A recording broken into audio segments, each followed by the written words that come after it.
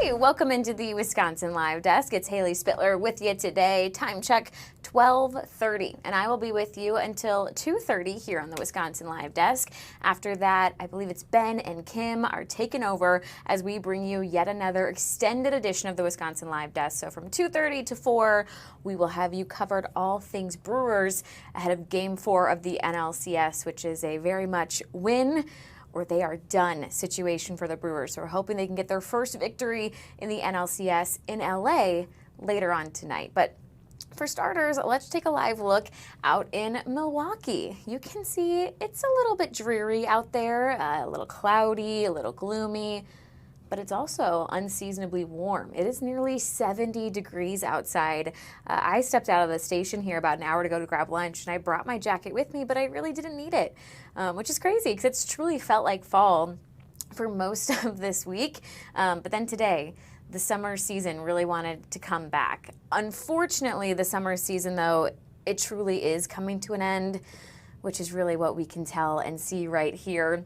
It is officially Big Boat Day, so we're taking a live look as the Milwaukee Community Sailing Center, where you can see a huge crane. This is a 20-ton crane that is currently lifting different boats from Lake Michigan and will go to where they get docked for the rest of the season, which is always kind of sad if you're a boat lover like myself. There's something really special about being on the water, being on Lake Michigan, but we do live in Wisconsin, which means it does get chilly come fall, come winter.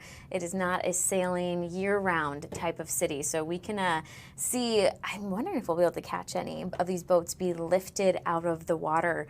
It's always so impressive to see just how big these boats truly are, especially with the parts of the ship that are under the water most of the time. But you can see that massive crane there in Milwaukee right now, as again, it is Big Boat Day, which means the official end to the 2025 sailing season. I love the photographer right now panning up to show us just how large that crane was, but they have to be big in order to lift these heavy boats. So we'll keep our eye on this, see if we can bring you any of the moments when the boats officially come out of the water.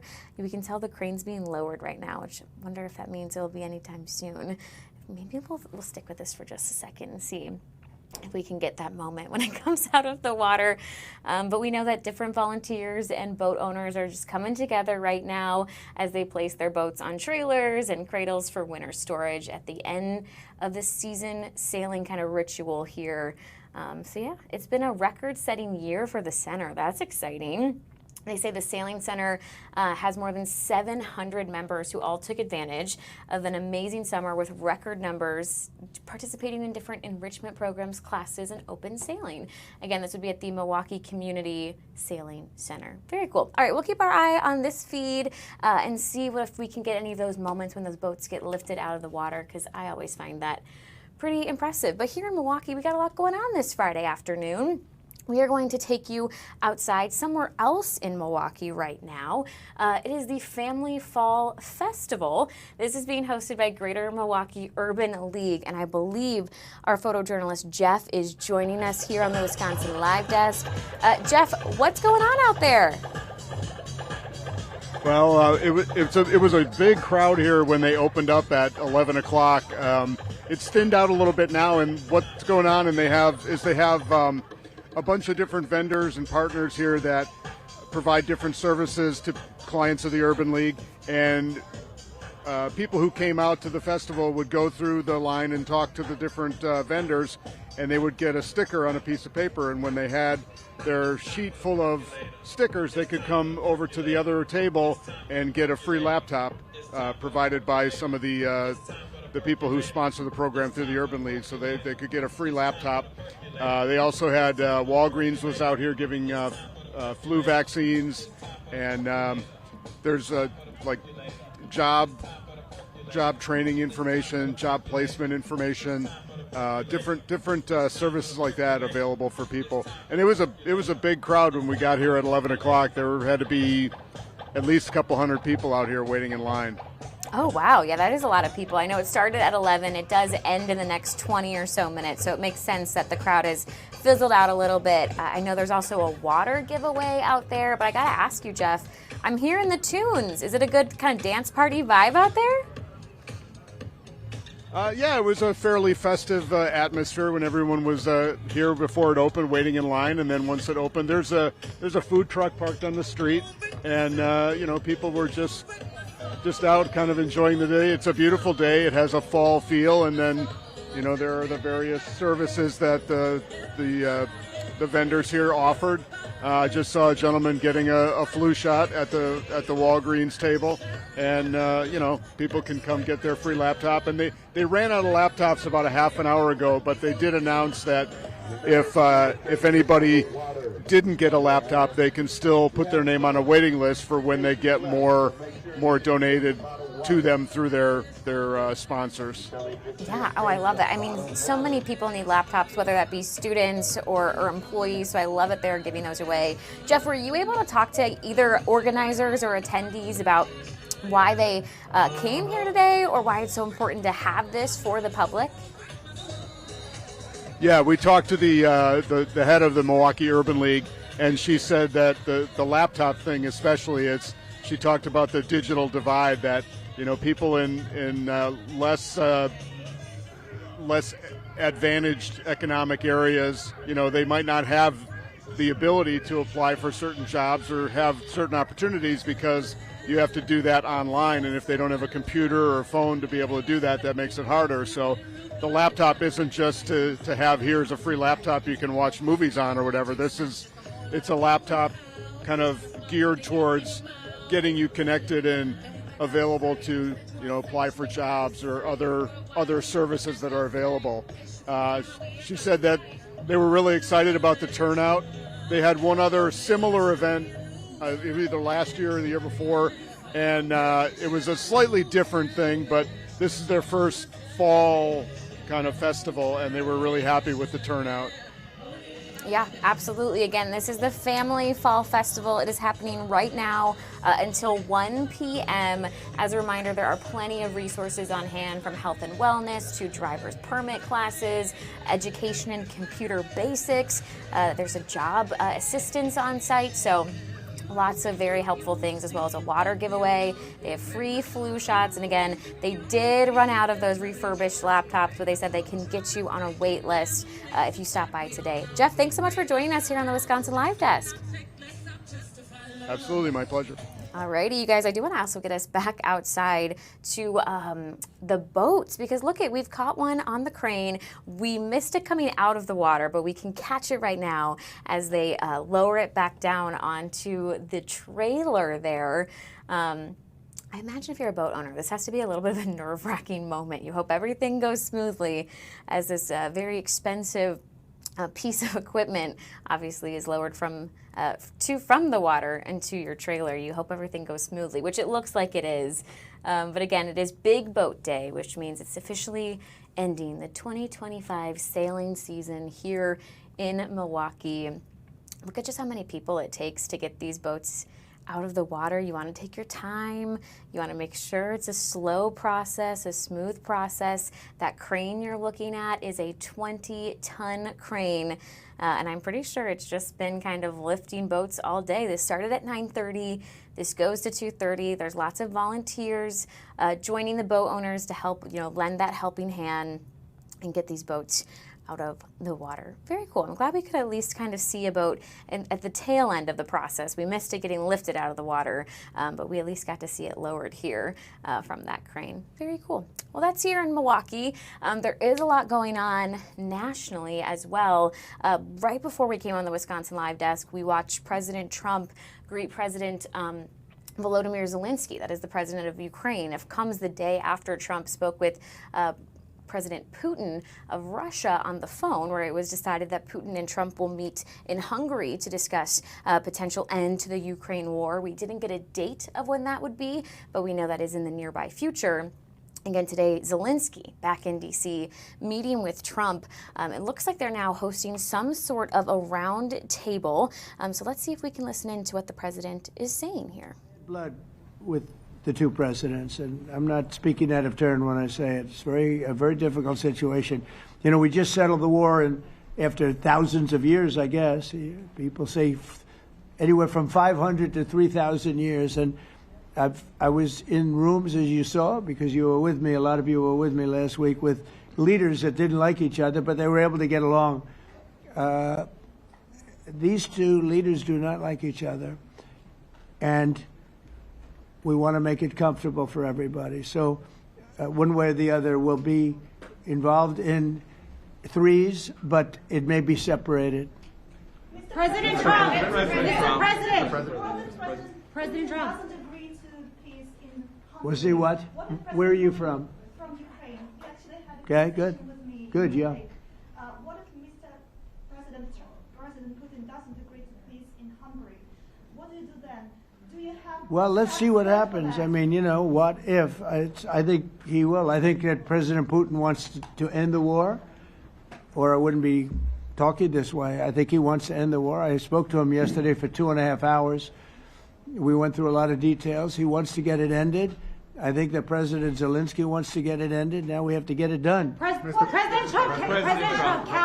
Kara Castronova from Lindell TV. And although I love asking you questions, today my question is for President Zelensky Sure. of Ukraine. Go ahead, please. Thank you. Our President Zelensky, President Trump, just brokered a peace deal in the Middle East that all Americans, both sides of the aisle, are very proud of. But to meet that deal, both sides had to make concessions. Our president has stuck out his neck in many ways to make a peace deal for your war as well. What specific concessions are you willing to make to end this war with Russia? Will you give up joining NATO? Americans have foreign war fatigue, and our president, as he said, we need our tomahawks too. To me. Yes, you, Okay. President Zelensky. Thank you What very much. concessions will you That's some question, right? So many Thank questions you. in one. Thank you very much for your question. First of all, I think we need to sit and speak. The second point, we need ceasefire. Even now, you see in the Middle East, it's very difficult to hold ceasefire. Everywhere, in every war, it's very difficult. We want peace. Putin doesn't want. That's why we need pressure on him. We will speak with President today what we need. We understand what we need to push Putin to negotiation table. And as I said previously, so we are ready to speak in any kind of format, bilateral, trilateral, doesn't matter. Matter just peace. This is important. And we don't speak about NATO or NATO. For Ukrainians, it's very important. Of course, it's our decisions of allies to decide where we are. But are you willing to give Yes, up but joining the NATO? most important thing for people in Ukraine, which are under each day's attacks, to have really strong security guarantees. NATO is the best, but weapon is very important. Allies on our side is very important. And between us, for us, bilateral security guarantees between me and President Trump is very important. I don't know, we didn't speak with details about it, but this is the most important document because the United States is very strong. Sir, President Trump. All right, if you're just joining us, we were listening in here as President Trump and President Zelensky are together again at the White House. They are at a round table right now where you can see members of the media asking some questions. We're going to keep our eye on this visit. We are expecting to hear from Zelensky and Trump kind of throughout the Wisconsin Live Desk, and we'll bring that to you throughout the next 2 hours here. We are going to take a quick break before we head back to the Milwaukee area for some more local news. We do have an update on the Racine shooting yesterday that hurt 3 teenagers. So we're going to hear the very latest from that coming up in just 2 minutes. Stick with us.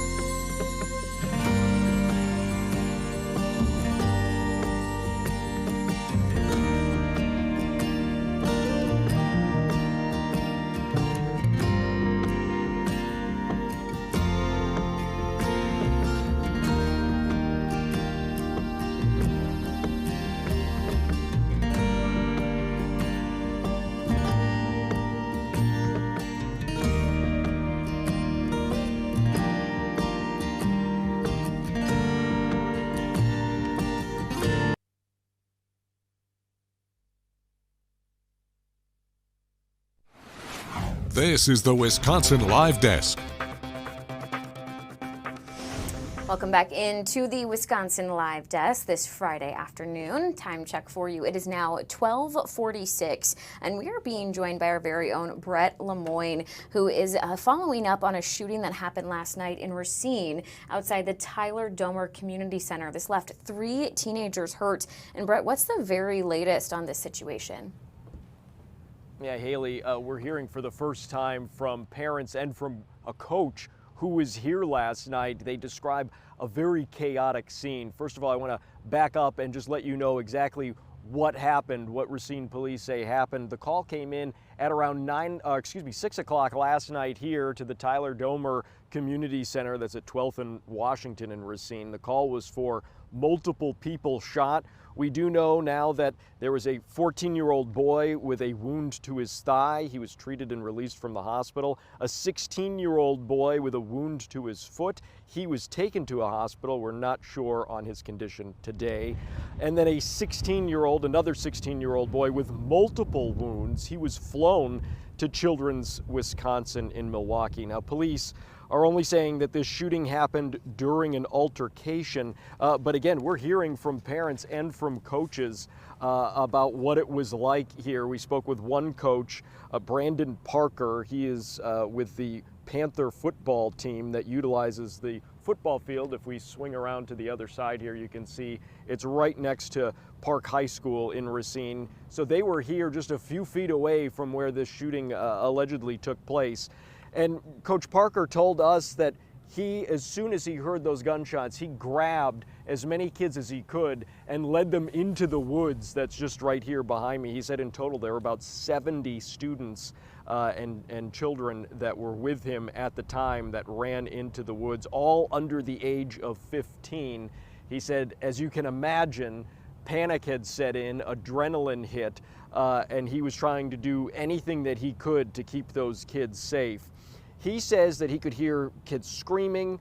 There was certainly a lot of parents that were also here grabbing their children, running for safety. We heard from a mom who said she put as many kids as she could into her car and then just took off. We did ask Coach Parker about security here. He told us that there really isn't any security for practices, which is what this was last night. He says when there is a actual game that is played on the field, there are officers that are assigned for crowd control, but in terms of overall security, Haley, he said there really wasn't any.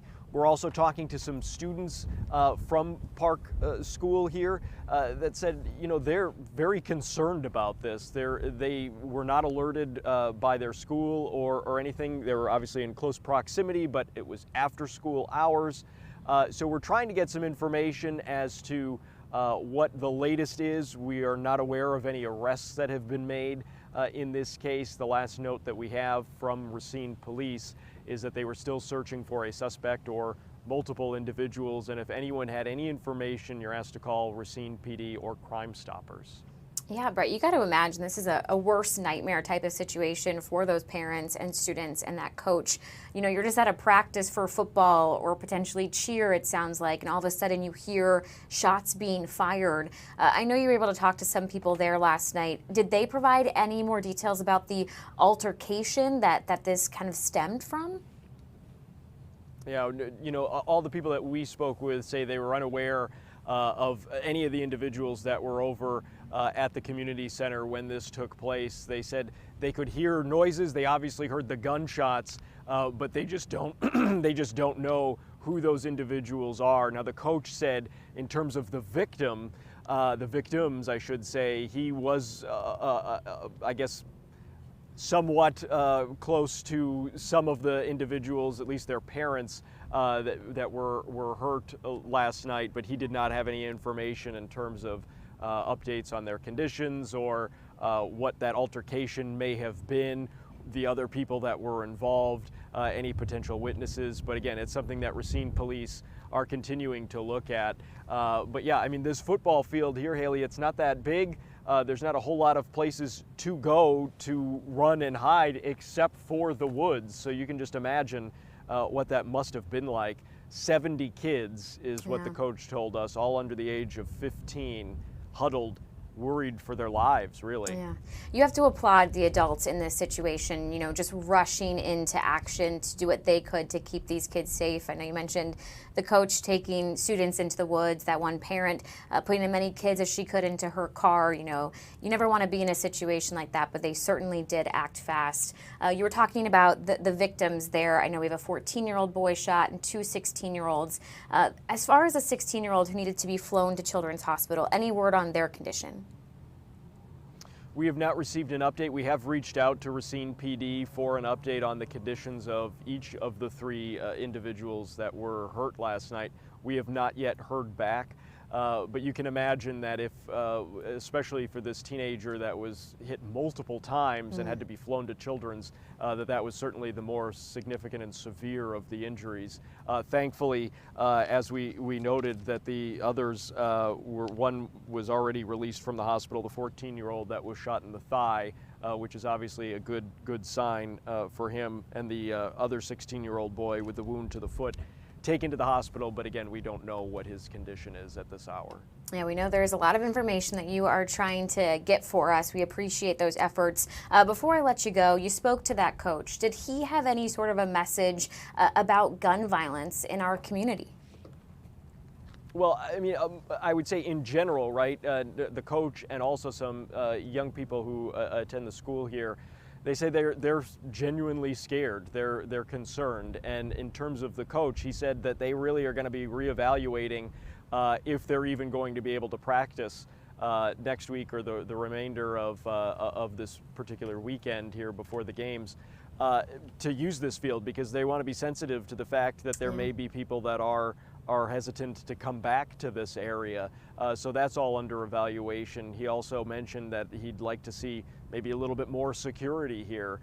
So those are all things that are being tossed about here and under consideration, but understandably so, right? I mean, with something of this magnitude, it's very scary. Yeah, absolutely. Certainly a scary situation. We appreciate the updates there. And of course, we'll keep our eyes on Fox Local for the full story coming up later today. Thanks so much for joining us, Brett. Thanks, Haley. That is the latest coming out of Racine after 3 teens were injured in that shooting last night. I do want to pretty quickly get us back out to D.C., where we were hearing from Trump and Zelensky as they answer questions from members of the media. That is still going on, so we're going to listen in here just for a few more minutes. Got up and went out to dinner, he'd give you an exception. So it wasn't the same thing. But I put on very serious tariffs, and we took in hundreds of billions of dollars. And then I left office. The election was rigged. I left office, and that was the story. Now I come back, and we are in a very strong position because of tariffs. We're in a very powerful position because of the fact that we have tariffs. If we didn't have tariffs, we would be in a very weak position. We would be in a weakened state. But with tariffs, we've made hundreds of billions of dollars, not only from China, but from others. And China wants to talk, and we like talking to China. So we have a very good relationship, and we're going to be meeting in South Korea a couple of weeks. And I just got back from a long trip. I'm going on another long trip. And Scott, do you want to say a few words on that, please? Yes, sir. So the entire relationship stems from the great respect that the two leaders have for each other. China did a substantial, unprovoked escalation last week. We were unable to get in touch with them. Since then, it's been IMF World Bank Week. They have had working level people here who there have been meetings. The Vice Premier, who is my counterpart, and I will be speaking this evening at around 8:30, 9 o'clock. And then he and I and a delegation will meet in Malaysia probably a week from tomorrow to prepare for the two presidents to meet. So I think that things have de-escalated. We hope that China will show the respect that we have shown them. And I am confident that President Trump, because of his relationship with President Xi, will be able to get things back on a good course. Is the hope for that meeting with you and President Xi some kind of trade deal then? Or could be. More Look, I think we're in a very strong position. I think we're in a very strong position. We're getting, as you know, as of November 1st, I could move it up if I wanted, a 100% tariff over and above what we get now. So that would make it about 157%. And China doesn't want that, and they want to talk. And we're talking, and I think we'll make a deal that will be good for both. I think we will do something. But you have to understand, we never got anything from China. It was a one-way street. For many years, for decades, it was a one-way street. And they became rich because of the United States. And frankly, presidents that, let's be nice, they didn't know. They just didn't know. They didn't understand what was happening to them. But I understood it. I understood it long before I ran for politics. I used to watch in amazement at how stupid our country was, how stupid they were. And we're not stupid anymore. And that includes with the European Union, that includes with Japan and South Korea. All we want to do is be treated fairly. But the fairly is hundreds of billions and even trillions of dollars coming into the United States. And it's our national security is secure because of tariffs. If we didn't have tariffs, we would have no national security. So it's very important. Will you seek China's help in ending the war in Ukraine? Do you need them to put pressure on Russia? I'll be discussing that, but I'd love to see it ended before that. President I mean, I think we have a chance of ending the war quickly if flexibility is shown on behalf. And again, we're not losing people. The United States is not. We're not losing people. We're not spending money. We're getting paid for the, ammunition and missiles and everything else that we're sending to the European Union, but to NATO. But it's very similar. If you look at the countries, I mean, it's very similar. And we just made a very fair trade deal with the European Union, and what we wanted, and we made a very good deal with NATO too. They pay for all of this. That's not what we're in this for. We're in it to save thousands of lives every week. Thousands and thousands of lives. That's why we're in it. Alrighty, if you are just joining us, we were listening in there as President Trump and President Zelensky, that's the president of Ukraine, are answering some questions from members of the media as the two meet today at the White House discussing a potential end to the war in Ukraine. So again, we're going to keep our eye on that visit here on the Wisconsin Live Desk, and we'll bring you some coverage throughout the next 2 hours as the two of them discuss the latest coming out of D.C. and coming out of the war in Ukraine.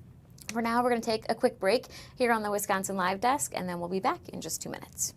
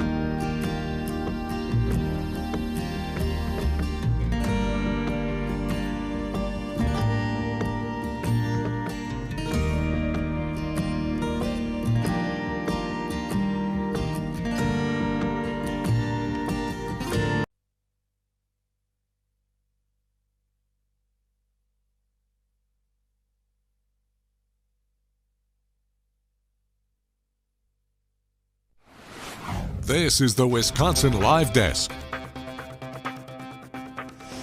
Welcome back into the Wisconsin Live Desk. It is now 1 o'clock on your Friday afternoon, which I always feels like just deserves a little bit of a celebration. We made it. We made it through the work week, and it is time for the weekend. And really, what better way to celebrate than by chatting right now with Allie and DC from KISS FM. Thanks so much for joining us here on the Wisconsin Live Desk. Hi, thanks for having us. Yeah, seriously, appreciate it. Yeah, of course. Okay, so we want to talk all things your bike drive happening next Saturday that's benefiting Bikes for Kids Wisconsin. What do we got to know? Well, we're really excited. This is the first time we've ever done a bike drive at KISS FM, but we really wanted to do something to give back and help the community that maybe wasn't being done anywhere else or not all over the place, and we came up with a bike drive. So next Saturday on the 25th, we will be at Pick and Save right on Miller Parkway. I always say in between Target and Wendy's, if you know how you've gone too far. But we're going to be out there from 9 a.m. to 1 p.m. collecting bikes for kids and for adults. And we're going to take all kinds of bikes. It's going to be exciting. It's a huge endeavor. It's a huge endeavor. We're trying to collect 1,037 bikes. We're 103.7 KISS FM, you see the correlation. And, big bikes and not being able to have access to one means you don't have access to get to work, get around to just play, get from point A to point B to access food. It's a point for health. So it's a really big disparity that not a lot of people think about. Yeah, absolutely. I think that's such a good point you just brought up right there, DZ, about bikes are not only, that fun thing you go and you ride around the cul-de-sac, but they are a mode of transportation. Can you talk a little bit more about that need? Yeah, honestly, when you think about the people that don't have a vehicle, don't necessarily have access to be able to get to work and walk to work, the people that don't have an Uber at their disposal, a bike is a huge point to be able to allow them to just work, live, thrive, survive, and then at the end of the day, you have a means to jump on, get an exercise in, and improve your quality of life, period. Yeah, okay, so talk to me a little bit more about what kind of bikes we can bring to be donated, because I know they don't have to be brand new, they probably don't need to be a specific size. Give me the details. Well, we're taking all kinds of bikes, adult bikes, kid bikes, balance bikes, which I learned from DZ because he's got littles and my kids are a little older now. But we're taking all bikes. They do not have to be in good condition. If it's missing a seat, that's okay. If the tires need air or they need new tires, that's okay, because we will have someone on hand who is going to help us refurbish them and someone else on hand who's going to scrap them appropriately. So, because we did not want to get rid of anything, in the wrong way. And we didn't know how to dispose of bikes that we can't use. So we're going to do our best with what we have and refurbish them for people. Yeah, absolutely. I know this is your first year doing the bike drive, but have you heard back from any members of the community? Do they have the bikes? Are they excited? So often I feel like we want to help out, but we don't always know how to do that. And what an easy way here. Yeah, well, thank you for asking that, because, the community has really started to show out in a big way. Myself and Allie, we're going out later today, and we're going to be hitting New Berlin, Racine, Kenosha, Fox Point, Mequon, just to gather some bikes. We've encountered, unfortunately, some issues where people are like, hey, we got bikes, we want to donate. We can't get them that day, we're busy, or we're out of town, or I don't have the transportation to bring the bike and I can't ride it, sorry. So we've stepped up and stepped in and said, all right, we're going to get these bikes. I rode around Milwaukee yesterday and into Caledonia and Racine and grabbed some bikes, and we just need full community effort to make sure that we can make it happen. Yeah, absolutely. We talked about, bikes being a great mode of transportation, but they're also, a great way to get exercise in as well. Is there kind of a health component to all of this too? I think it's just a win-win all around for people when they end up with a bicycle, because it is a great, form of transportation, especially if someone can't get around. And then the exercise is just an added bonus. So absolutely, we always want to encourage everyone to be healthy. That's definitely a good thing. So I would say yes to that. Yeah. Okay, so next Saturday is the official kind of collection spot date. Will you guys be bringing the vibes? I would imagine, yeah. Really? Us? Come on. Yes, Let's not bring obviously. go anywhere and not bring the vibes. We'll be there. We actually are going to be out there. Hopefully, we'll be able to put some listeners on the air and people donating bikes. We're excited because DZ and I don't get to broadcast on Saturdays that often. We're usually just on during the week. So it's going to be a fun day, and we're excited to meet everybody and just thank them in person for dropping off the bikes and donating. Yeah, absolutely. Okay, so we know the goal is 1,037 bikes. Any other goals for the bike drive? To beat over 1,037 bikes, and make sure that this is truly successful, right? These bikes go to kids, go to families, go to people in our community from Milwaukee and beyond. And it's not just about them, it's about the community really coming together in a moment where we need them to. These are people that you might see day to day and have no idea that they're in this much of a need. So yeah, the goal is to bring awareness to something that really affects everybody. Absolutely. All right. This is so exciting. I love that you guys are doing this for the first time ever. We will make sure and get all the details on Fox Local. But thanks so much for joining us here on Wisconsin Live Desk today. Thank you again for your time and for having us. Of course. All right. That was so much fun getting to hear all about the 103.7 KISS FM bike drive. Again, that's next Saturday. But sometimes you also might just have that bike in your garage that's taking up space that you have no intention of riding again. What an easy way not only to get rid of it and get that space back in your garage, but also to give it to somebody in our community who needs it. Again, bikes are such an excellent form of transportation to get people to school, to their jobs, to maybe to get food at night. So I love that they are doing this. Such an important cause. Again, that is next Saturday from 9 a.m. to 1 p.m. at Pick and Save, located at 2201 Miller Parkway. We'll make sure and get that address for you, though, on Fox Local. Now I think it's time to bring in one of our favorite people here on the Wisconsin Live Desk. She's putting a smile on. She's prepared. Producer Delaney. Happy Friday, Delaney. Hey, happy Friday. Do you know what time it is? Question of the day. Time for question of the day. It is National Pasta Day today. So I guess, what is your favorite type of pasta? Are you talking like noodle or dish? Delaney? Probably dish. I mean, I feel like it's the same thing because the noodle usually is what the dish is. Usually is the dish. I don't know. I really like fettuccine. What about you? Ravioli? Oh, that's a good one. Is that a pasta? Yeah, that's a pasta. I love a good ravioli. I also love Trader Joe's has like so many different types of ravioli that aren't what you would always expect. Like I think I have found one that was like goat cheese and corn. It was good. They have a lot of good ones. They have like a burrata and corn. That one's really good. Maybe that's what it was. It's like a summer one, but I don't know. Yeah, they have also so many. They have like a cauliflower with some type of cheese, which I think is a sneaky way of getting an extra vegetable in. Also delicious. But also, how do you really go wrong with pasta, right? Like, right, I was gonna say, like, I don't think there's a bad pasta. Yeah, unless you're an impasta. You guys get it? Right. Just time for a little dad joke here on the Wisconsin Live Desk. Enough of that. Now I think it's time for true or false. Okay, Delaney has prepared 2 true or false questions for us today. The first pasta factory opened in Venice, Italy. Okay, I definitely think it had to have been, well, I think pasta came from Italy, but did the first factory be in Italy? We're going to go, Venice is the one on the water, though. Would there really be a factory in Venice? Oh, no. Delaney always does a good job. I don't know, because I always in my head think she could just quickly change the city, and that makes it false. But every time I think that, it's true. So let's just go true. This one is true. The first pasta factory opened in Venice in 1740. 1740? It's been around for a minute. Right? Do we know what kind of pasta they were making? I do not, but I'll look into that. Thank you, Delaney. I wish you guys could have seen her face right then. She was like, Haley, don't ask me that question. Okay, true or false? There are 250 different types of pasta around the world.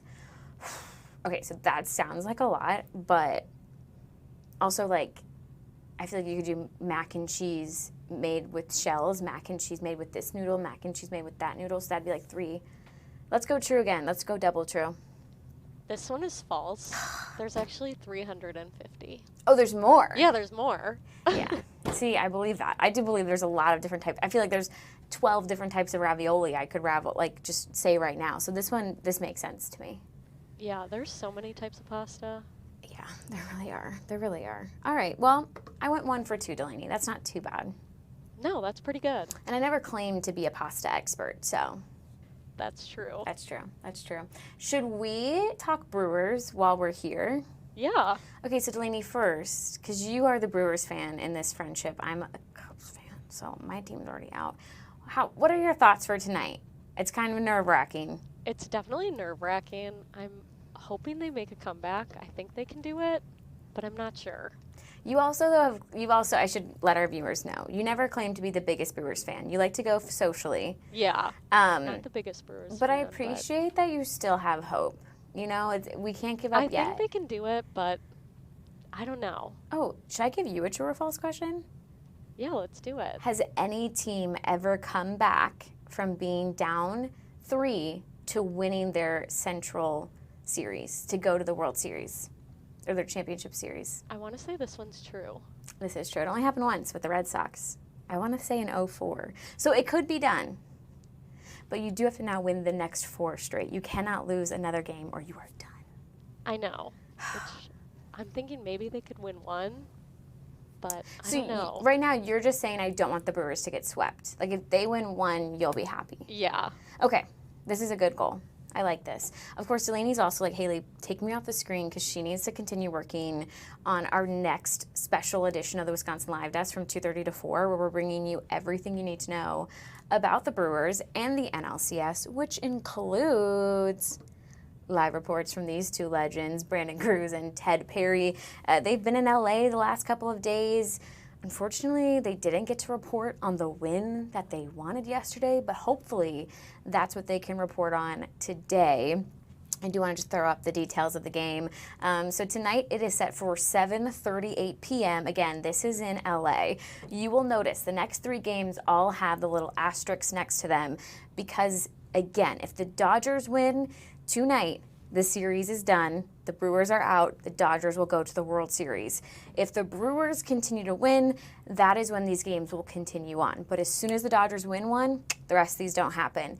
But Game 5, if it happens, will be on Saturday, which is tomorrow, 7:08. That one will also be in LA. If the Brewers win both of those, that's when this series returns here to Milwaukee. Of course, the Brewers did have the best record in baseball, so they had home field advantage for this series, meaning that if they were to go to 7 games, 4 of them would have been in Milwaukee, only 3 would have been in LA. So again, if we need Game 6 and Game 7, that will be Monday and Tuesday. Monday, an afternoon game there at 4:08. Tuesday would be another evening game at 7:08. But the only game guaranteed is today. And we got to hope the Brewers keep winning because then the games will also keep happening. And Brewers fans, don't lose faith. Instead, get excited and get your photos to us. We still want to see them, okay? So please scan that QR code there on your screen. I know I say it often on the Wisconsin Live Desk, but we have truly loved getting to see the Brew Crew show up in their blue and their yellow and show us their favorite memories from all over the years, both at AmFam, at their homes, at school, at church, at parks. We've gotten to see so many different photos from the Brewers fans. So keep sending them to us. We like to show them off here on the Wisconsin Live Desk. We also tend to show them off during our newscast. So please, this could be your last chance if they don't keep winning. So we want to see them, though, for sure today as we celebrate the Brewers and their run here in October. I think October baseball is so fun, but it's also so nerve-wracking.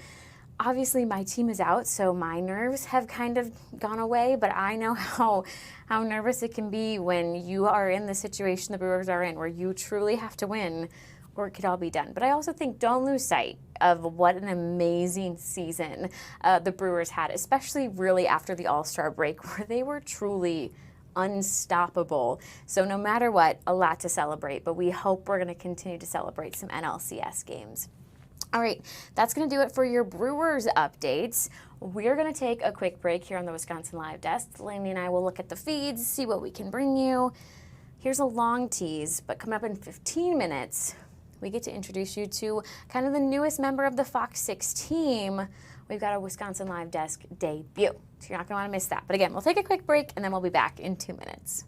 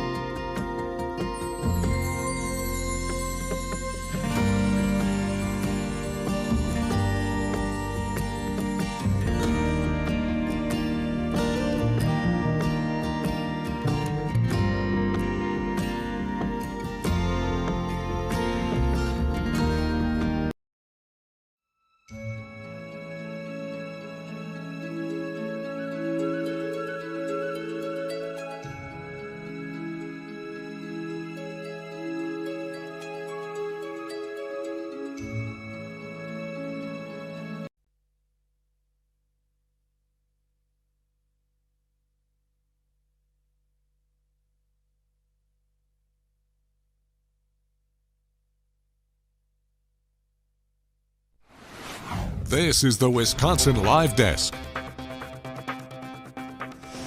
Welcome back into the Wisconsin Live Desk. I'm Haley. I'll be with you until 2:30 today. Again, that is when Kim and Ben will take over and go all things Brewers for you until 4 p.m. And then 4, 5, 6 Fox Local. On our newscast, we'll keep you all covered. Everything you need to know, news and baseball-wise, of course. I'm going to take a quick live shot here at the White House. I know we've been following pretty closely the visit of Volodymyr Zelensky, that is the president of Ukraine, who's meeting with President Trump today as they discuss the ongoing war in Ukraine and Trump's effort to kind of negotiate some peace and an end to that war. He talked on the phone to the Russian President Vladimir Putin yesterday. That phone call, he said, went well. He said they have agreed to meet in Hungary at a later date, to meet in person and to negotiate some more. Again, that'd be Putin and Trump. As far as what Zelensky and Trump are doing right now, it is closed off to media, but we are anticipating getting to hear from them again. So we'll just keep our eyes on the different feeds here on the Wisconsin Live Desk, and if they pop up, we of course will bring that to you here on the Wisconsin Live Desk. I also want to take a quick look here, of course, at Capitol Hill, also in D.C., where the government shutdown continues. So the government has been shut down now for 17 days. It went into effect October 1st. No vote today. Senate is not in session until Monday. We did hear earlier today from both Republicans and Democrats. The lawmakers really continue to not want to compromise. They are standing firm, both parties, that is, on what they want. So we'll have to see what comes out of this, when the government could potentially reopen. Of course, we talk about it often, but the longer that this shutdown goes on, the harder it is for both those furloughed employees, but also the government workers that have been deemed essential, who are told you need to show up and continue doing your job, but you're not going to get a paycheck for it, at least not now. They will get back pay, meaning every day that they come to work, they eventually will get paid for. But that's a lot to ask of somebody when you don't know if the government shutdown is going to last a day or more than a month. Again, we're on day 17 here, so We are always monitoring this situation closely. And of course, if we see any lawmakers that pop up on the feeds who are providing comments or answering any reporter questions, we'll bring that to you as well here on the Wisconsin Live Desk. Another little bit of national news. I guess I could show us the White House because it kind of has to do with President Trump. We today got a not guilty plea from John Bolton. That's a former advisor of President Trump. During his first term back in August, we saw John Bolton's home and his office actually be raided. They took a lot of documents. They are saying that he shared kind of classified information with 2 different family members. They also say he had sensitive material, kind of more classified information on his email that was hacked, meaning that that information was leaked and got out. So he was charged yesterday with 18 different federal charges. So today he showed up to court in Maryland, entered a not guilty plea, and the judge did order him to be released after that. So certainly a developing situation that we will continue to monitor here on the Wisconsin Live Desk and on Fox Local. Is, again, something we've actually been covering and kind of anticipating that indictment to come down since his home was raided back in August. John Bolton was the former Trump national security advisor. He was the 3rd person to hold that job in Trump's first term in office. And the 2 of them, they clashed a lot. They clashed about kind of how the U.S. should act as far as things in Ukraine and in Iran and in North Korea. And so eventually, with all the clashing, John Bolton resigned. He then came out with his own book, The Room Where It Happens, which was published, where he really criticized Trump's role in foreign affairs. So this is kind of now a Trump rival who is being charged in this. Again, he's saying he didn't do anything wrong. He's pleading not guilty. And it's the 3rd one of Trump's rivals that have been really charged this month alone. So we will absolutely continue to follow this case as developments come out. But again, yesterday, the federal indictment came down. I believe it was 18 different charges. Today, he surrendered in court and he entered a not guilty plea. He is now back at home. He was released as well. So that's another kind of big national story that we've been covering here on the Wisconsin Live Desk. Another story that I've been kind of keeping in the know with. I don't know how much you guys will necessarily care. I want to take a live look here in New York because we have to talk Broadway. There's a potential for a Broadway strike to happen. So as of October 14th, this would have been a few days ago. That might be what, Tuesday? All Broadway actors in their kind of union agreed that they were willing to go on strike. They are prepared to strike within the next 2 weeks if negotiations continue to be unproductive. This would be 2 different unions, Local 802, which I think is musicians, as well as the Actors Equity Union. So what does that mean if Broadway were to strike? That means every show on Broadway would have to be canceled. It means actors, the musicians, all those people backstage wouldn't be showing up. So yeah, every single show. So think, Hamilton, think Wicked, think Just in Time, all of those would no longer happen. If you're thinking, oh my goodness, wait, I have tickets to Les Miserables at the Marcus Center in Milwaukee later this month. Does that mean my show could be shut down? No, it would not be shut down. This only applies to those that are in New York on Broadway. So even off-Broadway shows, they would continue. Again, there isn't an official strike that is happening, but they've just agreed that they are willing and they are prepared to strike if negotiations don't go where they're wanting. They're wanting higher pay, better health care, things like that. So we'll keep our eye also on that situation kind of coming out of New York. Otherwise, the feeds are a little quiet right now. Again, Zelensky and Trump are now meeting behind closed doors. If and when they talk to the media again, we'll absolutely bring that to you here on the Wisconsin Live Desk. Delaney is router for Arizona. Let's go to Arizona, which you might be thinking, that's a little odd. We're in Arizona because that's where the Packers are going to be on Sunday. They are taking off. They're facing the Arizona Cardinals. Whenever I hear Cardinals, I don't think football, I think baseball, but I am reminded constantly that there is an Arizona Cardinals football team. Of course, Packers playing them this Sunday, 3:25. I think The Packers, I think they're kind of even with the record on the road, so hopefully they can get this win. The Cardinals have lost the last 4, so the Packers, I feel like we could be happy about. We could think good thoughts about. Sunday always makes me think of fantasy football, which, Delaney, would you like a fantasy football update? Yeah, let's hear it. Okay, I'm concerned. So we are in week 7 of fantasy football. I didn't have anyone playing last night because if you missed it, the Bengals and the Steelers played. But the girl that I'm matched up with, she had one player. This one player, Delaney, got her 38.1 points. That is so many points for a single player. That is. So I'm trying to see what my win possibility is, but also we joke about it often that I'm in a closet for the Wisconsin Live Desk and I don't really have great service. So I don't know, but I can, my chance of winning is 37% this week. That's not good. It's not good, but I'm still confident. Thank you. I actually really appreciate the confidence. Do you know why I'm not as confident? Why? Because I don't have my quarterback.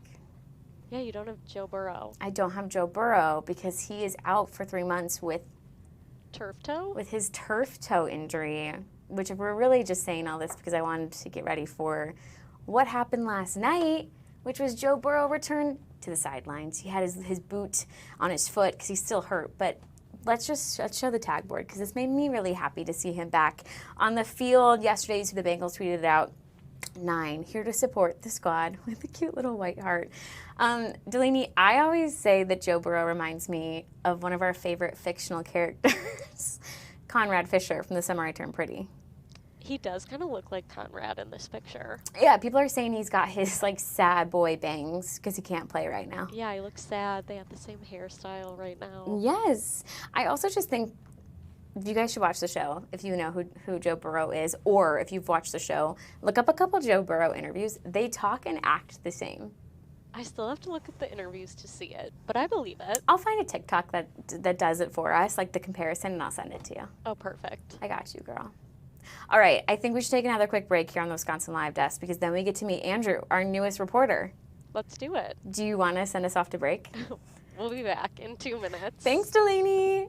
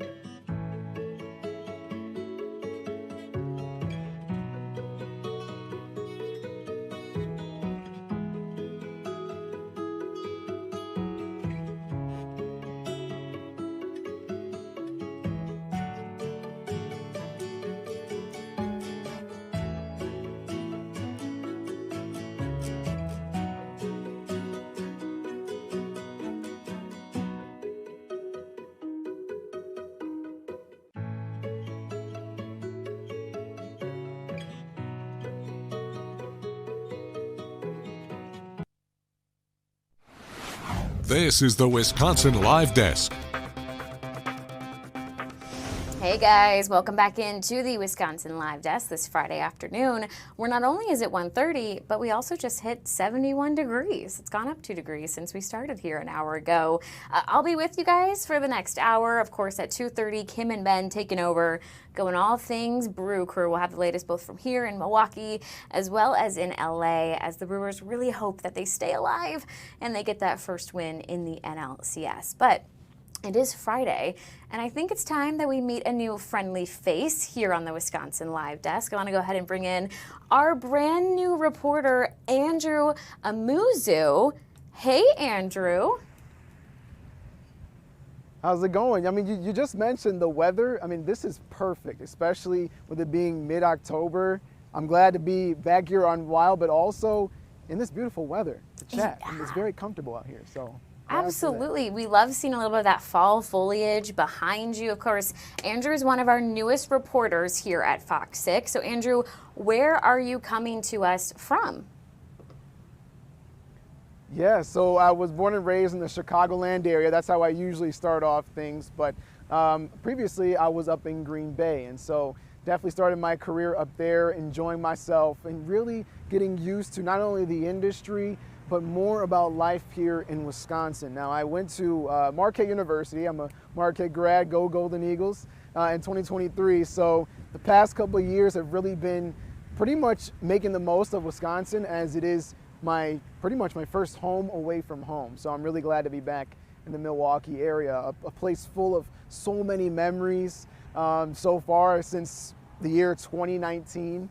And so I'm so excited to be back and be in the community, most importantly. Yeah, absolutely. I love that you're not only from the Midwest, being in the Chicagoland area, but really you are quite the Badger. You've been here in Wisconsin for a minute now. As you mentioned, not just working in Green Bay, but attending Marquette University. So what is your kind of favorite thing about Milwaukee, or what just makes you really excited to be back here in the Milwaukee area?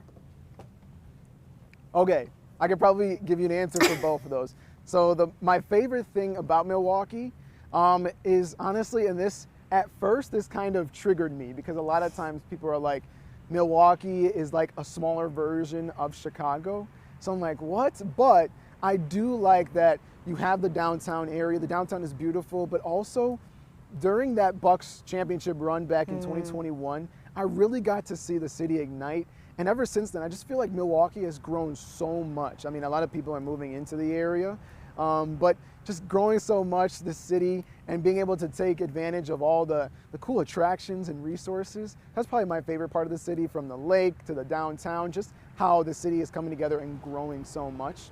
And then you said, what am I excited about being back? Yeah.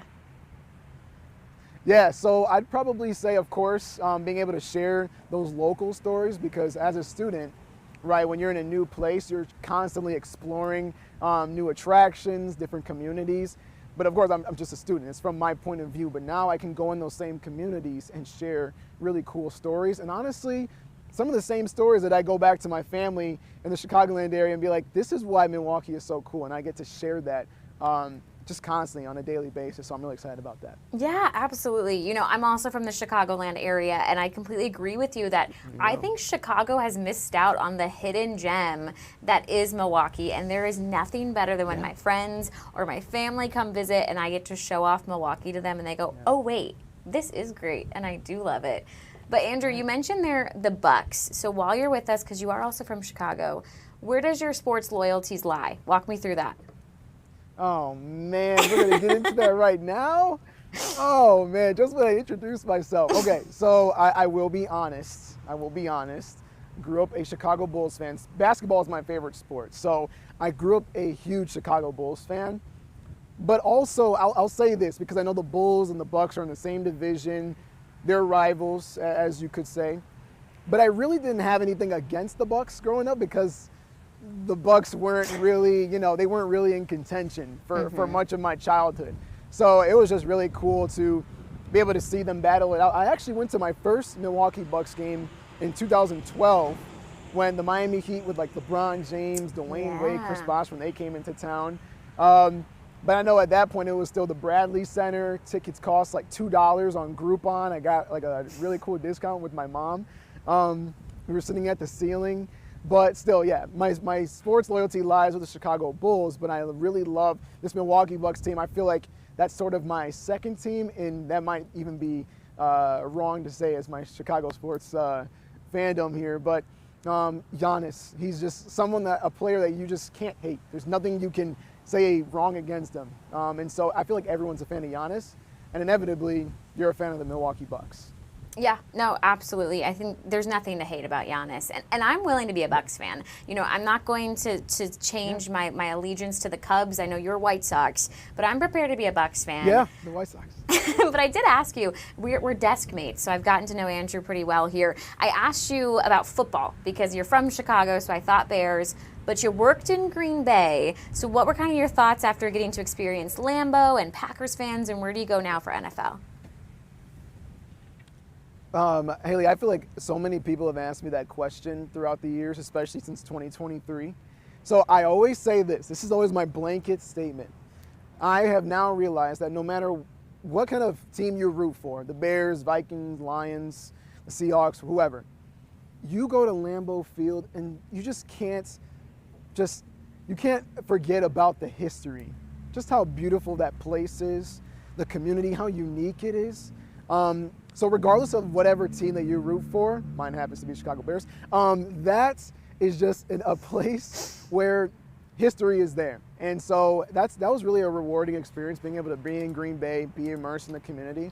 I've also realized that I feel like Packers fans, as of right now, they dislike Vikings fans more than they do Bears fans. I don't know why, and maybe it's because the Vikings never won anything and they still feel the need to cheer. I have no idea. They can probably speak for themselves, but being able to be in Green Bay was such an amazing experience. And there, the Packers are more than just football. It's community. It's everybody rallying behind the green and gold. Yeah, I do think whether you're a Bears fan, like I know we are, or not, there is something just to kind of respect about Packers fans and how much they love their team and how they truly bleed a green and gold. I would imagine if we talked to a Packers fan, Andrew, the reason they don't care about the Bears, it might be the kind of how you were saying when you grew up, you didn't really care about the Bucks. I don't think they consider us competition. Yeah, I can't deny that. And honestly, as a Bears fan, I almost feel bad to say I root for them. Now, there might be some hope now compared to previous years. But yeah, no, it's I could definitely see that for sure. Yeah. You know what? Caleb Williams is now my fantasy quarterback. I don't know if you were tuned in when we were talking about Joe Burrow. He was my original fantasy quarterback. Obviously, he's on the bench. Man. So now we got Caleb Williams. He's doing all right. I'm happy with him. But I'm also just happy that you're here at Fox 6, Andrew. Before we let you go, what else do we need to know about you? What are some of the things you like? Do you got a favorite spot to eat? A favorite music artist? We want to get to know you here, Andrew. Yeah, so obviously being here in college, I'm really a big foodie guy. So whatever restaurants are out there that people suggest, I'm always open to. I'd probably say I do have like a favorite like Mexican spot. I like Mexican cuisine. It's called Tlaxcalteca. It's like on the south side. I don't know the exact coordinates over there, but that's one of my favorite Mexican spots for some good quesadilla tacos. I'd probably say, really cool spot to hang out, 3rd Street Market Hall. That's always a go-to.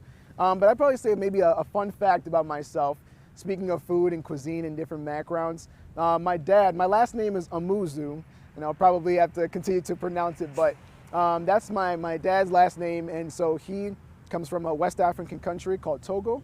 It's located close to Benin, Ghana, Nigeria. That's what I always tell people. But my mom's side, they're from Cuba, and so being able to have that blend of Afro-Latino backgrounds and cultures and cuisines, I feel like I'm blessed to be able to grow up in households full of good food. So if anybody has really good food recommendations, I'm all for it. But that's sort of a fun fact about my background. Yeah, absolutely. And Andrew, I know you're kind of in training right now. The schedule is a little different for the next few weeks. But when will our viewers be able to see you on Fox 6? I could say for sure weekends and weekdays. And so being able to nail down that specific schedule, I don't know like the specific days just yet. I believe it'll be most definitely weekdays and weekends, which I'm really looking forward to the weekends. I know they have a lot of fun on there too. So weekends and weekdays. All right, and as you mentioned, you have, not the most common of last names, and looking at it might seem a little intimidating, but it's so easy to pronounce. You gave me the little trick you have. Give it to our viewers.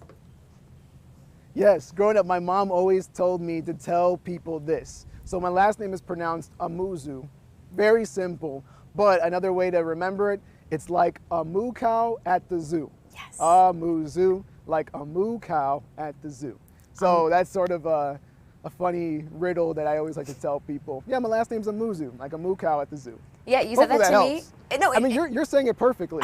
Thank you, Andrew. I was going to say, you sat down next to me and you said it once, and I was like, oh, that is actually really easy then. Amuzu. Yeah. Amuzu. Super simple. We've got it. Well, we are so excited to have you here on Fox 6. We can't wait to get to talk to you more here at the Wisconsin Live Desk. But thanks for introducing yourself to us and to the viewers, and welcome aboard.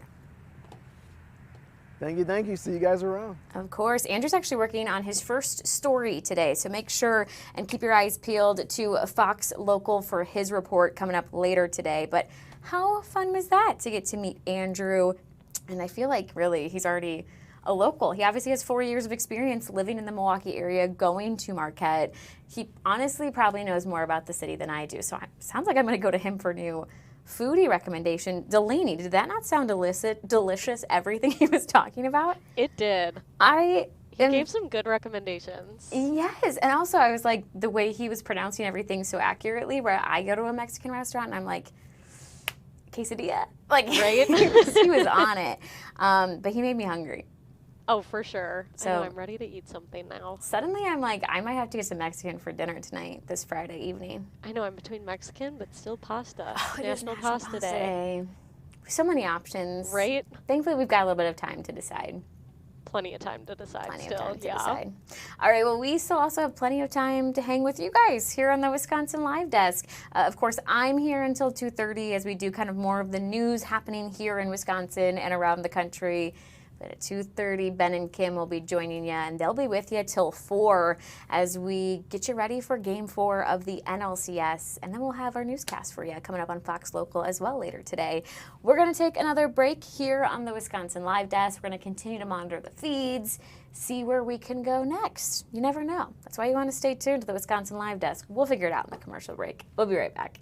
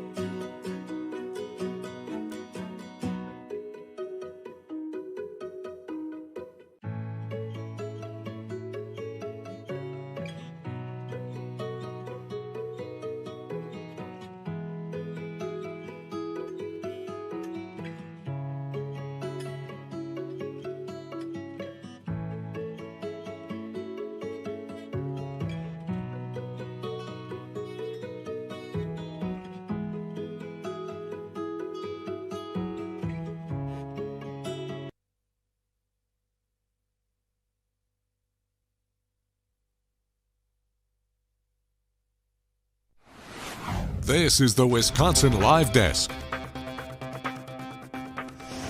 Hey guys, welcome back to the Wisconsin Live Desk. I've got 45 more minutes with you as we kind of take you around Wisconsin and around the country with the latest news.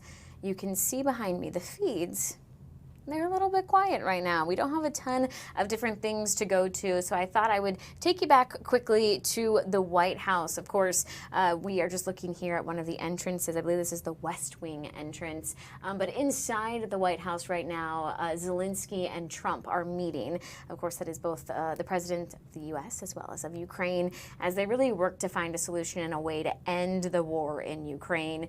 Right now, they're meeting behind closed doors. No cameras or media is allowed. But we are anticipating to hear from them again at some point today. Of course, if that happens for us during the Wisconsin Live Desk, we will bring that to you live and we will watch it together and see what we can learn from that visit together. In the meantime, I thought maybe, I'm going to bring Delaney in really quickly. I didn't tell her about this. I thought maybe we could go on a little tour around the Milwaukee area. Let's do it. I thought we should pull up some of our cameras. I think we should start by going to the airport. Let's head to Mitchell. Let's head to Mitchell International Airport, where I don't know if the camera is shaking because of wind or for other reasons, but I'm going to be honest. I am a little bit of an anxious flyer, and I don't like when the sky looks this way. I know it's going to be just fine, and I know that it's not even severe weather.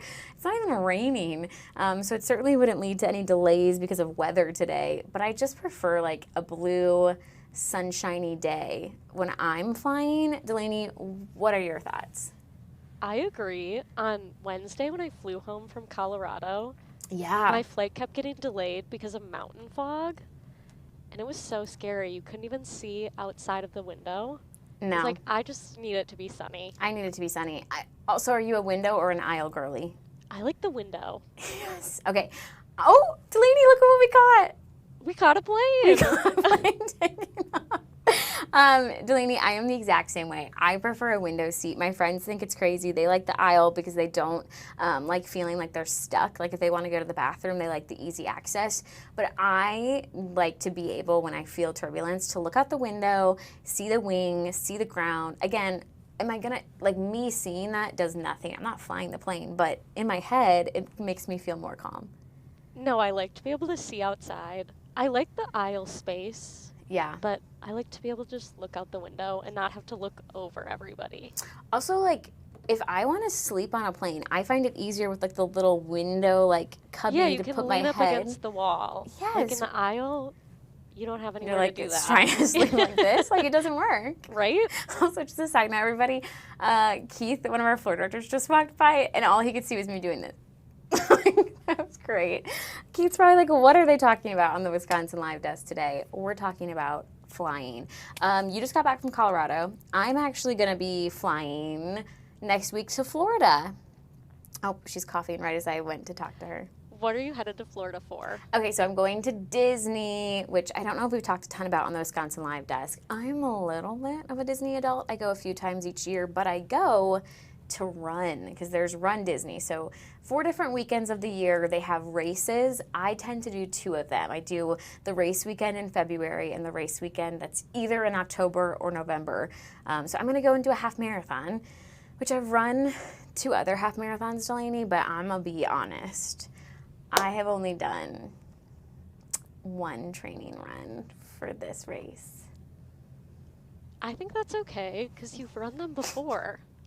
I don't know, Delaney. Normally I'm running 3 days a week leading up to a half marathon for at least 8 weeks, and I've run once.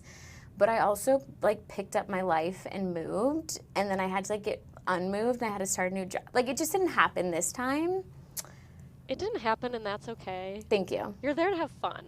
Yeah. Are you? If you're there to PR, then it's different. But I feel like it's just there to be fun. I'm there to finish.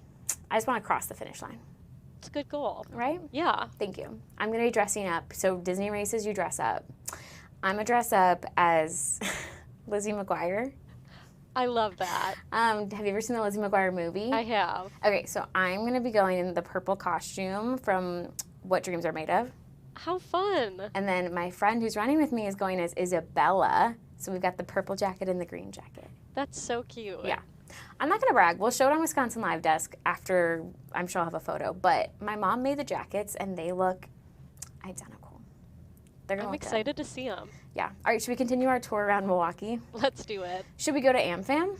Yeah. We should go to AmFam. Let's take a live look here, of course, American Family Fields, where the roof is open. I don't know why. I thought that was going to be closed for some reason. I think it's just because the skies are so doomy and gloomy, but it's not raining and it's certainly warm, so I love that. Delaney, what's your favorite memory you've ever had at American Family Field?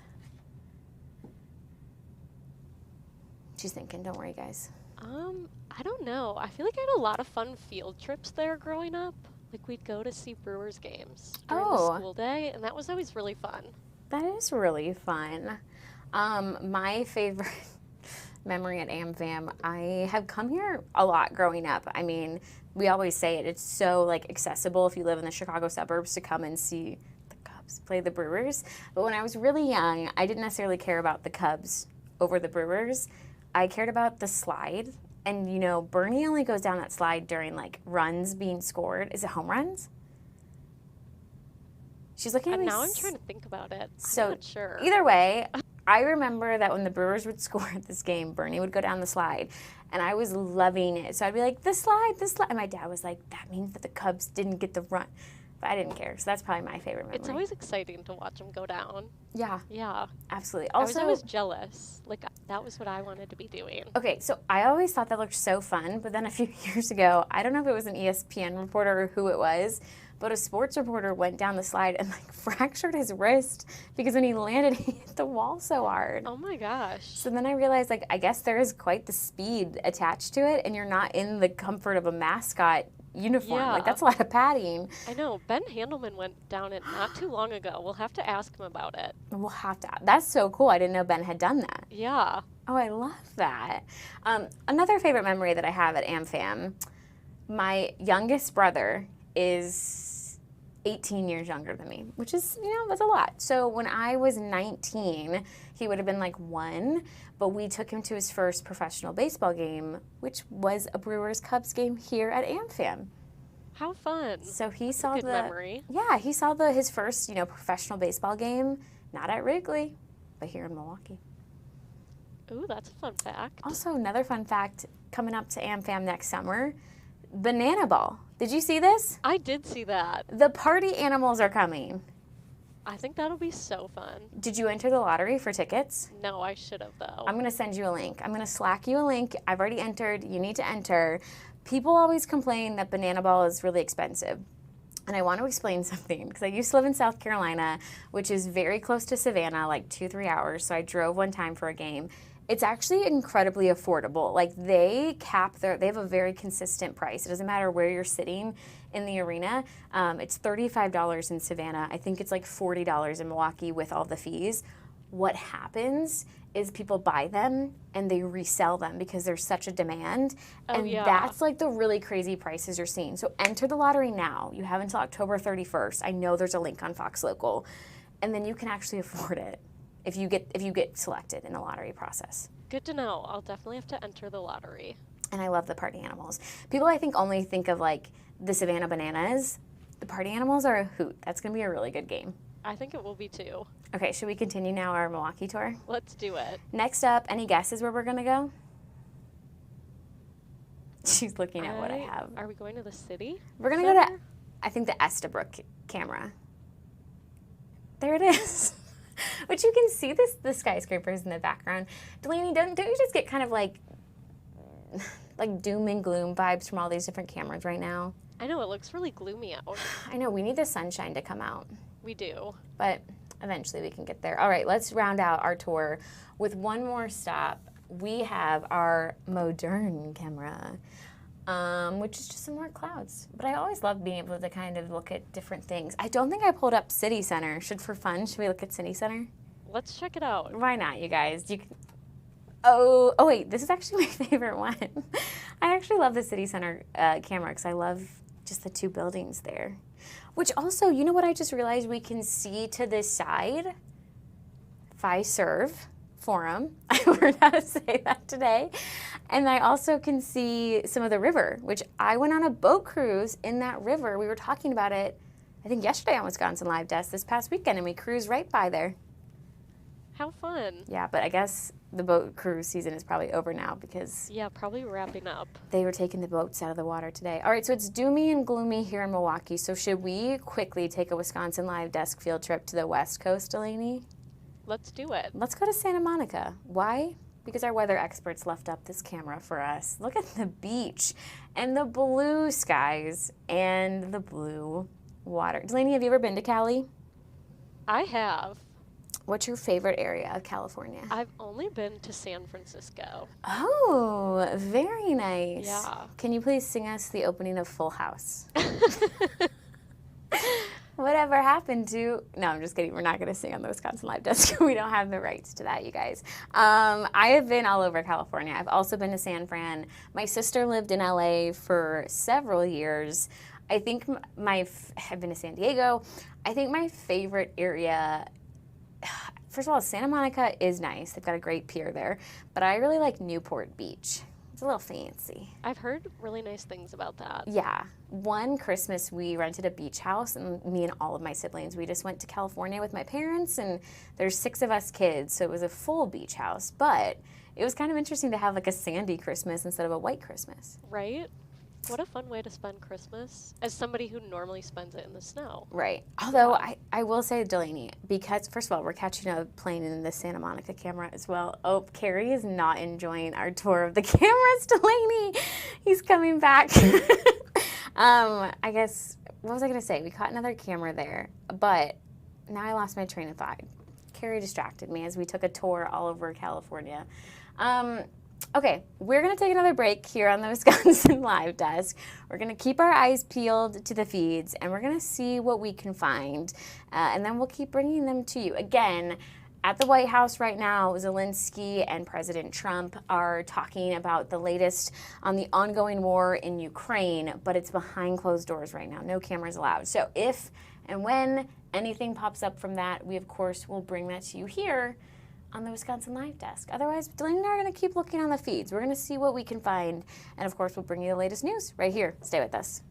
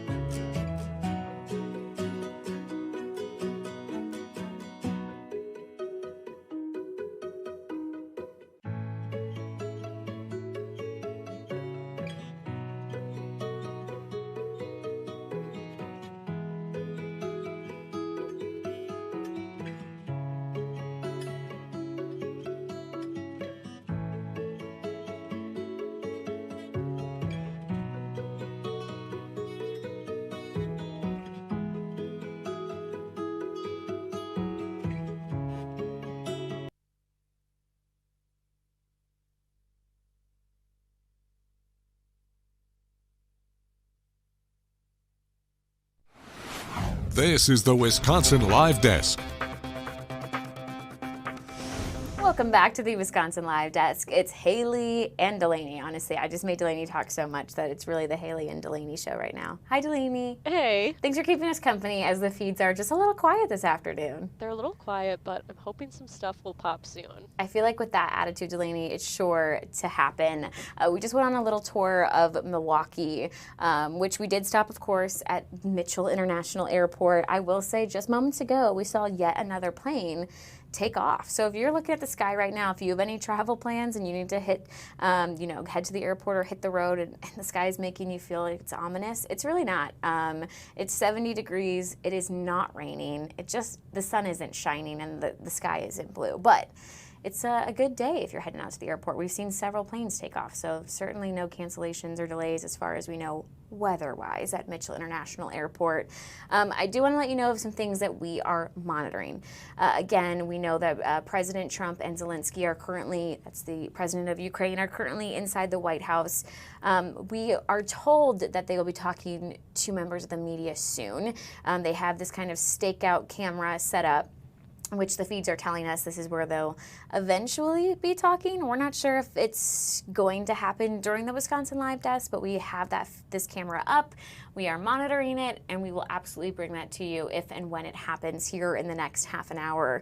Otherwise, it's a big day in Wisconsin and in Los Angeles.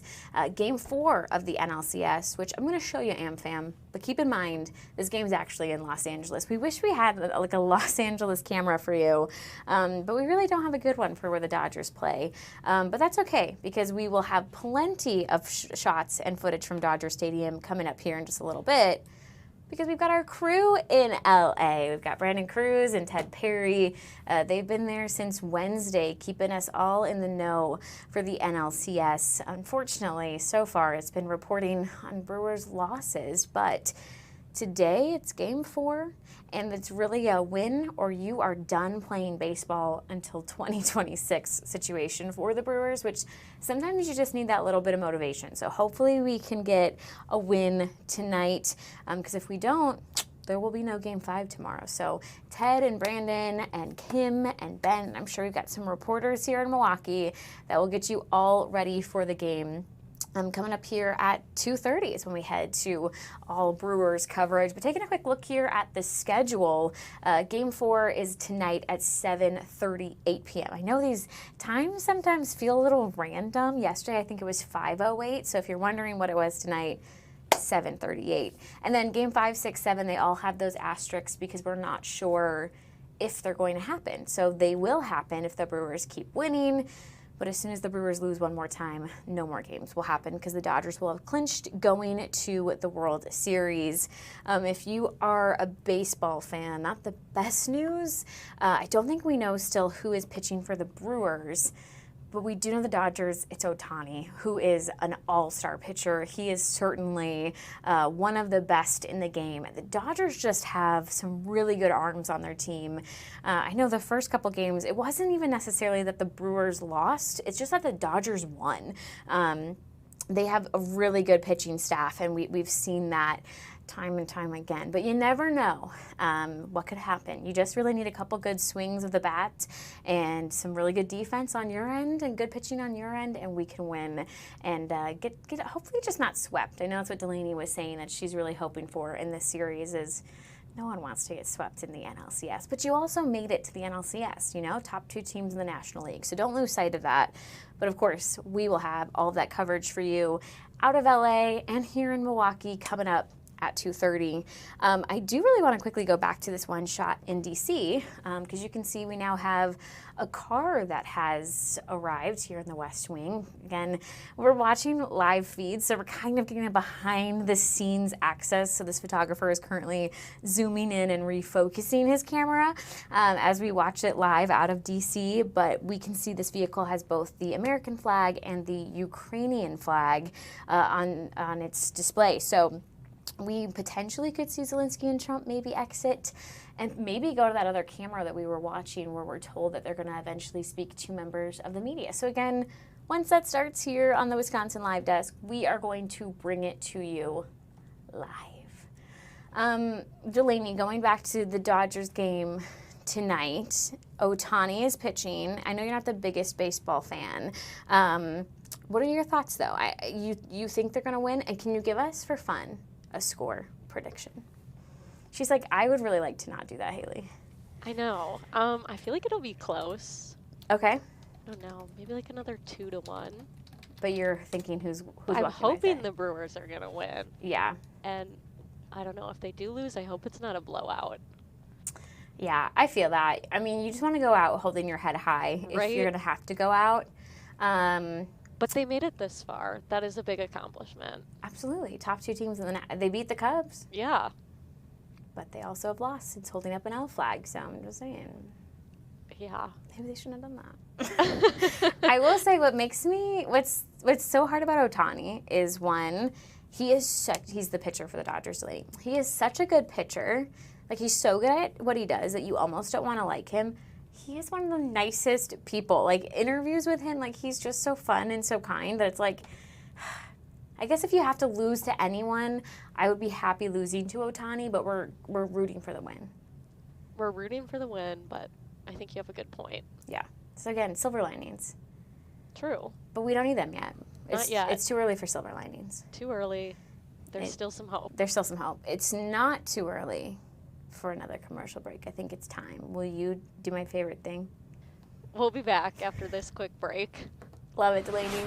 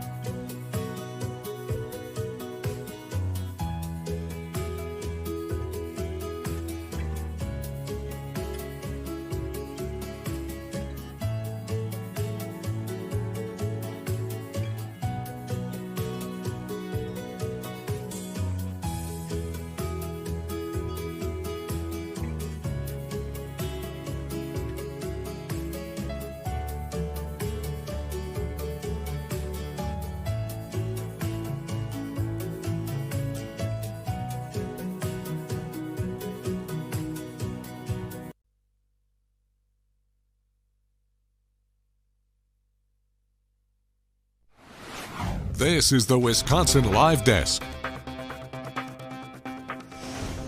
Welcome back to the Wisconsin Live Desk. It's still Haley with you. The first hour and a half, I feel like we brought you guys a ton of new news live as it was happening. Unfortunately, the last half an hour, the feeds have gone a little quiet on us, but that's okay. We still have lots to talk about. I mean, we took a nice little tour of the Milwaukee area, which was nice because we've got a lot of live cameras. It's always fun to get to show those off. Delaney and I in the break, we're kind of looking up what is on the feeds right now, which again, the main thing that we're waiting for is to potentially hear from Volodymyr Zelensky, the president of Ukraine, after he has met with lots of officials and of course President Trump and other members of the media earlier today, as he really pleads for an end to the war in Ukraine and also for potentially the U.S. to provide Ukraine some weapons if Putin does not agree to end that war. So what we have learned in the break is it sounds like at some point Volodymyr is going to get into this car and then he's going to go over here in D.C. where he will eventually address members of the media. Again, this was slated for about 2 p.m. They are behind schedule. Sometimes it's just by a few minutes. Sometimes it's by an hour. So if it happens in the next 20 minutes, we will absolutely bring it to you here on the Wisconsin Live Desk. If it does not, I am sure we will find that information, have it for you in our Fox Local app as well as in our later newscast. But that is something that we are monitoring here on the Wisconsin Live Desk. I did want to just quickly take a look at the roads in case anybody has some weekend plans and you're thinking about heading out the door. It is only 2:11, so the roads right now are nice and clear. Traffic is certainly moving at a good rate there. No backups. This is I-41, so of course, if you need to hit the road, it's never a bad idea to do it now and to beat rush hour because there is nothing worse than sitting in rush hour traffic. I picked up my friend from the airport in Chicago last Friday. Her flight was delayed and it didn't get in until like 5:30, and I nearly lost my mind sitting in Chicago traffic in the middle of rush hour. And so I did tell her, thank you so much for visiting me. If you ever visit me again, you need to come here. This is the Milwaukee Mitchell International Airport, where we are so lucky. We just caught a Southwest flight taking off. Delaney, I feel like we're having good luck today with that camera.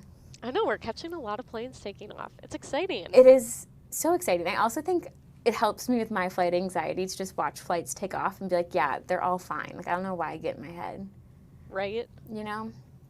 I guess it's the gloomy weather. Yeah. But they're fine. Oh, look, another plane is like touching back. Maybe we'll be able to get that one taken off here on the camera. Okay, while we look at the runway, Delaney, do you need to hit the roads or the skies today for your weekend plans? I'll hit the road tomorrow. Okay. One of my best friends is getting married.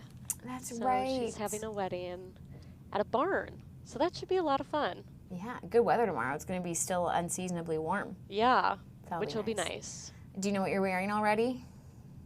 Not really. I have 2 options. Okay. So. Will you text me them later today so I'll I can help text you you them. choose? Okay, Yeah. thank you. I will say there's nothing worse for me than trying to find an outfit, and I always leave it until the day of, and then I have so much time. Like, I don't need to leave for an hour, and suddenly my clothes are all over the closet. I have nothing, and I'm stressed out. I'm the same way. And like my room will be clean before I start getting ready, and then it's like a disaster after. A disaster. And then it was like I should have just picked that out the day before and we would have saved this issue. I do the same thing. Yeah. And like every time, like I'm gonna be better. I know. And it never happens. Never happens. When you send me photos of the outfit choices for the wedding this weekend, I will send you a photo of the bridesmaid's dress that just came in for a wedding I'm in like 2 weeks. Oh, that's exciting. That I keep putting off trying on because I just get home and I'm tired and I want a nap. But I really need to make sure. Yeah, you gotta make sure that fits. Yeah, I always joke, I'm the worst bridesmaid. Like my friends, they ask me, it's so sweet. I'm kind of infamous for occasionally saying no if I don't have the time. It's just because I never want to disappoint someone and like not live up to the expectations they have for their bridal party. But I'm just busy. And the last wedding I was in was last December. I picked up my dress from getting alterations on my way to the rehearsal dinner. Oh my gosh. The day before. That's crazy. Yeah, the bride, super chill. Oh yeah. My friend Lizzie, who's getting married in November, not quite as chill. So I really need to try this dress on and make sure it works. Yeah. But we'll do that. I'm sure it will. I'm going to put the airport shot back up in case we get lucky and we can catch another plane taking off. But my weekend plans, I'm staying here in Milwaukee. My friend Brittany's hitting the road. She's coming up to visit. She was just here last weekend for the Jonas Brothers, which was fun. But she really just came in and out for that concert. So this weekend she's coming up. We're going to spend some more time, I think, in downtown Milwaukee, but I might also try and show her a little bit of Wauwatosa. Delaney, I'm thinking we're going to go to 3rd Ward to the Journeyman because we're going to go to Skylight Theater, which is right there. Oh, yeah. That's a good stop beforehand. Right. Yeah. I think maybe go to that rooftop. And then I think on Sunday I'm going to go to Cranky's or Cranky Al's. Yeah, Cranky Al's is always a good choice. Well, I wanted to take my friend there on Monday before she flew out. They're closed on Mondays. Yeah. Delaney says, yeah, didn't you know that, Haley? I didn't know that, Delaney. No, you haven't lived here that long. So I parked. Monday. I walked up there and I went, oh, they're closed. Then we went to, I think it's Rocket Bakery. Oh, yeah, Rocket Baby. Rocket Baby. Yeah. So that was good. We still got good food. But yeah, they have good food. Sunday, I'm like, Cranky Owls will be open. Yeah, it's definitely a must stop. Yeah. Okay. You and I think we have the same order because you really like that bagel. Yeah, the bacon, egg, and cheese bagel. Yes. And then you have to get a donut. You do. Even if you don't eat it right then, you can't go to Cranky Owls and not get a donut. Exactly. Yeah. Delaney and I both live in Tosa, so we have done a Tosa takeover together. We joked that it was Tosa Takeover Part 1, which we never even talked about on the Wisconsin Live Desk. No, we never got time to. We visited Mama Rosa, We the saw troll. the troll. We went to the Village. We went to Cafe Hollander. We went to Shop Privy. Yeah, Shop Privy. We went to Vendetta, which our very own Jason Calvi is obsessed with. That's a coffee shop. Then we went to Buckatobin because it rhymes with Chucka Robin. Yes. And I think that was Tosa Takeover Part 1. Tosa Tour. Yeah. So next we have Tosa Takeover Part 2. What's on the itinerary? I think we said Wauwatiki. Oh yeah, I went to Wauwatiki this But you weekend went. and I loved it. So we want to go there. Our digital manager Carrie told us about tiramisu at El Mito. El Mito. I could not understand what he was saying in the newsroom one day, and Delaney and I were laughing. And then what was that wine bar that looked really cute in the Village? Oh, the Ruby Tap. We have to go to the Ruby Tap. Also, I went to the sushi place. Yeah. Kin Bar? Kin by Rice and Roll. So good. It's really good. No, like genuinely the best fried rice I've ever had in my life. Yeah, they have really good sushi. And their sushi. I will say one thing I love about hanging out with my friend Caitlin, who was just here, she just lets me order and then we share. So I get my pick of the menu and... Oh, that's always the best. It was really good. It was really good. Okay, Delaney, the feeds are just really being quiet for us this Friday afternoon. Should we go back to the airport? Let's head back to the airport. And then we'll probably take another quick break here on the Wisconsin Live Desk. What is the longest flight you've ever been on, Delaney? I think just a 4-hour one to California.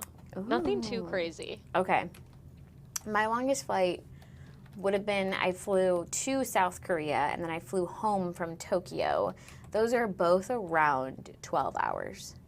Ooh. Yeah. How was that? Okay, so first of all, I was really nervous about the flight because we've just been talking about I don't love flying. The planes are so big when you go overseas, like you genuinely don't feel turbulence, like because they're just such. Oh, that's nice. Like it's hard to move, such a big plane. So all of that was great. I was in the back of the plane. I had a middle seat, but like I was with my brother. He brought his Nintendo Switch, so we played. Oh, that's so fun. Yes, we played like Mario Kart or Mario Party, so like that helped. I watched a few movies. You get meals, so like that takes up time, and then you sleep. But I remember thinking, okay, now that I've done these two pretty significantly long flights, anything in the future is gonna feel like this. No, they always just feel long. Like even if it's 45 minutes. I know, they always feel long. Especially because you're like, at least me, I'm heightened, I'm a little nervous. Like it doesn't matter, 45 minutes or 12 hours, they all last forever. I agree with that one. And like you set your mind to like, it's a 12-hour flight. So then you like, you're like, okay, I can do this. And then you set your mind to, it's a 45-minute flight. So they always feel long. They do. They do. So does the Wisconsin Live Desk when there's nothing on the feeds. It does. It does sometimes, but that's okay. That's, you know what, the joy of the show is that you never know what's going to happen. Delaney and I were maybe a little overconfident this morning when we were looking at everything we had, but we are still loving being here and chatting with you. We're keeping our eye on the feeds. Again, it's just a lot of the waiting game. I don't think it's that exciting. I'll show you that stakeout camera again where we should eventually be hearing from Zelensky. I would guess that's not going to be in the next 10 minutes. So we probably won't get to it here on the Wisconsin Live Desk because 2:30 we go full coverage Brewers NLCS. So definitely going to want to stick around. We're going to take another quick break here, and then we'll be back. We're going to keep looking for things on the feed. Don't give up hope just yet. Just like don't give up hope on your Brewers. We got this. Happy Friday. We'll be right back.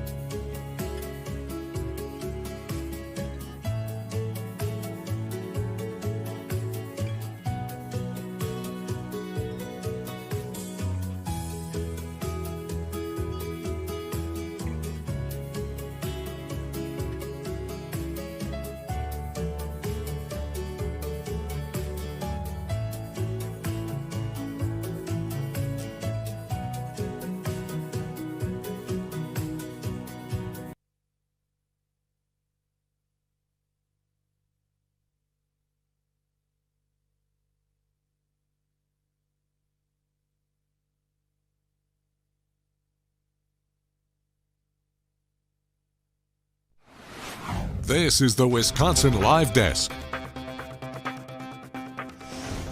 Welcome back into the Wisconsin Live Desk this Friday afternoon. Time check for you, 2:24, which means we just have a couple of minutes left, you and me. But then you have Ben and Kim and Ted Perry and eventually, I think, Brandon Cruz and so much media availability from Brewers players and Pat Murphy. And we're going to go all Brewers coverage coming up here starting at 2:30.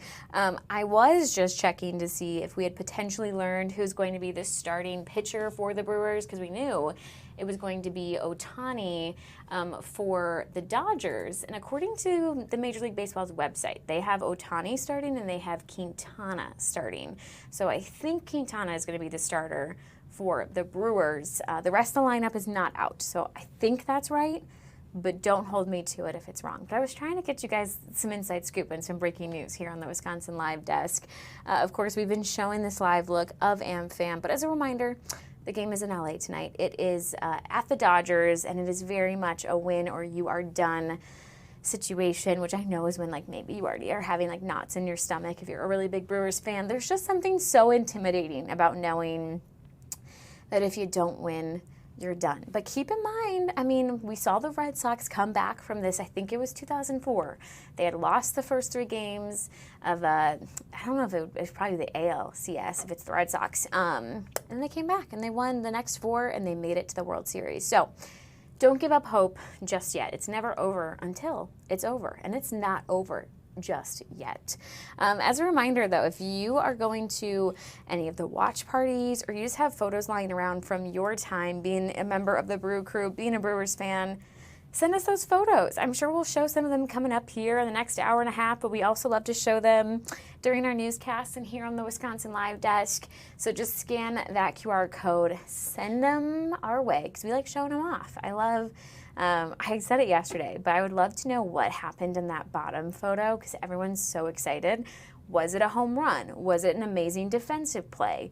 Was it a pitcher, who did a great job? I would love to know. I can tell you, I looked that way back in like 2016, 2015, when Anthony Rizzo, who was the Cubs first baseman for a very long time, caught the most impressive out on the tarp, like the tarp for when there's a rain delay. I lost my mind. I stood up. I cheered so loud. To be fair, it was directly in front of me.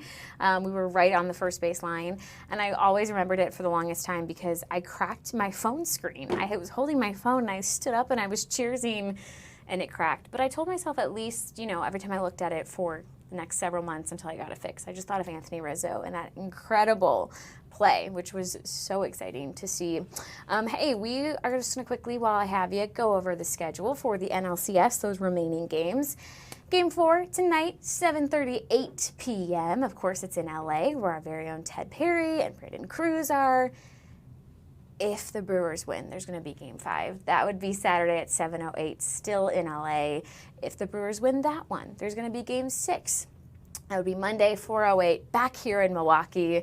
If there's a Game 7, that would also be Tuesday, 7:08 p.m., back here in Milwaukee. The games only continue if the Brewers keep winning. As soon as the Dodgers win one more time, they have won the NLCS. If it's a best of 7, so you just got to win 4. And then, of course, they'll go on to the World Series, which we're hoping doesn't happen. But, of course, Ben and Kim, they've got your Brewers coverage coming up. It's been a pleasure. We'll see you back here on Monday.